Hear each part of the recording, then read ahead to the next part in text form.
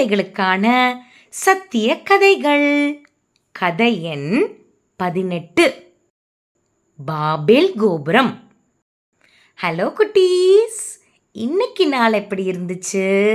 எல்லாரும் சந்தோஷமா இருந்தீங்கன்னு நான் நம்புறேன். இப்போ இன்னைக்கான நியூ ஸ்டோரிக்குள்ளார போறதுக்கு ரெடி ஆகலாம். வாங்க வாங்க வாங்க, இன்னைக்கான கதையை கேட்க எல்லாரும் அமைதியாக உக்காந்து சூப்பராக கவனிக்கணும். செல்லம், போன கதையில் நோவா தாத்தாவோட பெரிய கப்பல் கதை கேட்டோம். அது பெரிய வெள்ளத்திலிருந்து அவங்கள சேஃபாக காப்பாத்துச்சு.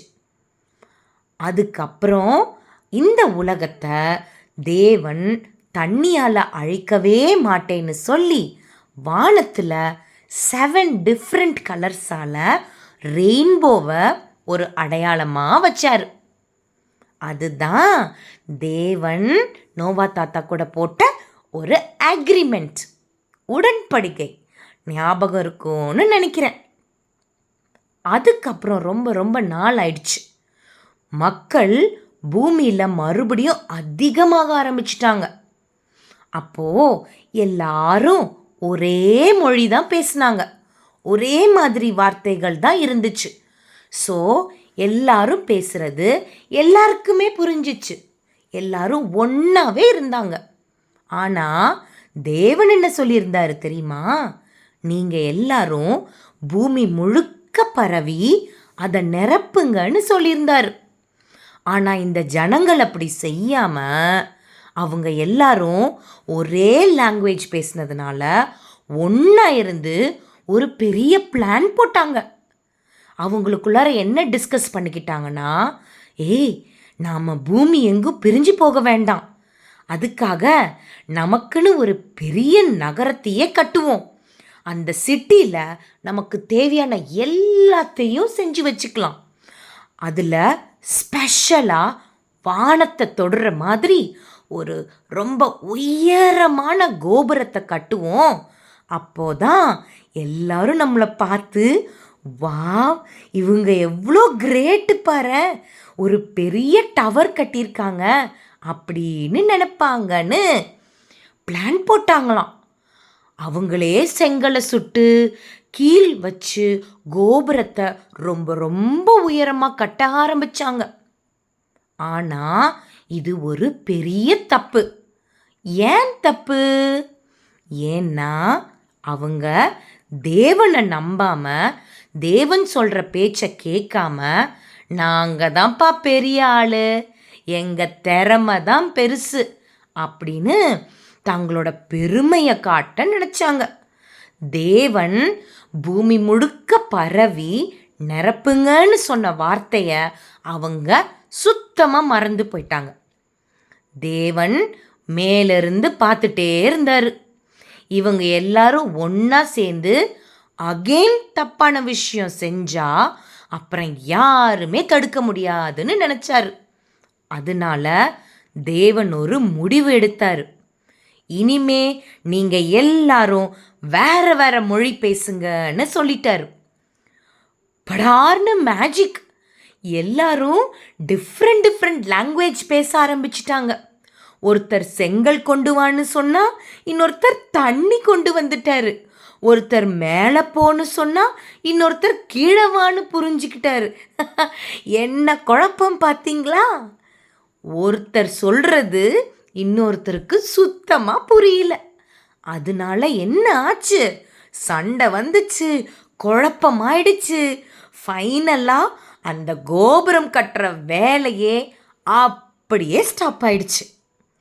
அந்த இடத்துக்கு பாபேல்னு பேர் வச்சாங்க. ஏன்னா பாபேல்னா குழப்பம்னு அர்த்தம். அங்கே தான் தேவன் டிஃப்ரெண்ட் டிஃப்ரெண்ட் லாங்குவேஜஸை வர பண்ணி அவங்க பேசுகிற மொழியை சுத்தமாக குழப்பிட்டார். அப்புறம் என்ன நடந்துச்சு தெரியுமா?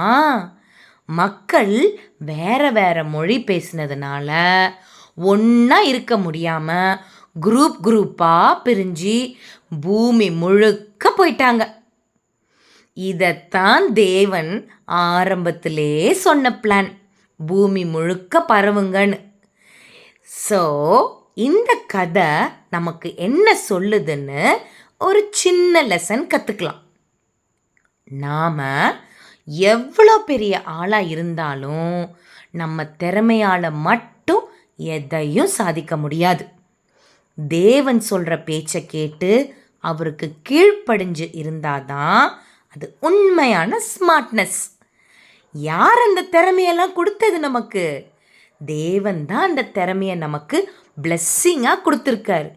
அந்த திறமையை மட்டும் நம்பாமல் அதுக்கு மேலே திறமையை கொடுத்த தேவன் மேலே விசுவாசமாக இருந்தால் தான் நம்ம நினைக்கிற காரியம் வாய்க்கும். ஸோ இன்னைக்கு நைட் தூங்குறதுக்கு முன்னாடி இதையெல்லாம் ஞாபகம் வச்சுக்கணும் செல்லம். நாம் எவ்வளோ பெரிய விஷயம் செஞ்சாலும் எப்பவும் அடக்கமாக இருக்கணும். தேவனுக்கு முக்கியமாக கீழ்ப்படியணும். ஒரு அப்பா தன்னோட பிள்ளைய தப்பான பாதைக்கு போகாமல் கையை பிடிச்சு திருப்புற மாதிரி தேவன் அன்னைக்கு அந்த ஜனங்களை சரியான பாதைக்கு அவங்க பேசுகிற பாஷையை குழப்பி திருப்பினார். தேவன் உங்கள் கூடவே இருக்காருன்னு நீங்கள் நம்பணும். அவரோட வழியில் போனால் நீங்கள் எப்பவும் சேஃபாக இருப்பீங்க. உங்கள் மனசு எப்பவும் அன்பாலையும் அடக்கத்தாலையும் நிறையட்டும். தேவன் தன்னோட அன்பான கையால் எப்பவும் உங்களை வழி நடத்துவார். தூங்குகிற டைம் வந்துடுச்சு. தூங்குறதுக்கு முன்னாடி நம்ம பரலோக தேவன்கிட்ட ப்ரேயர் பண்ணணும்.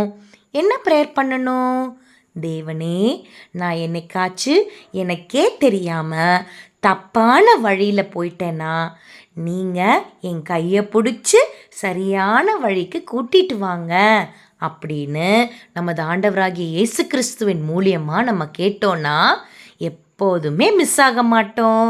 அவர் கைக்குள்ள ஆஸ் யூஷுவல் சேஃபாக இருப்போம். இதை இன்னைக்கு நீங்கள் ப்ரேயர் பண்ணிவிட்டு நல்லா தூங்குங்க என் செல்லக்குட்டி. நாளைக்கு காலையில் ஒரு விசேஷமான பரலோக மன்னாவோட நாம் சந்திப்போம். Good night.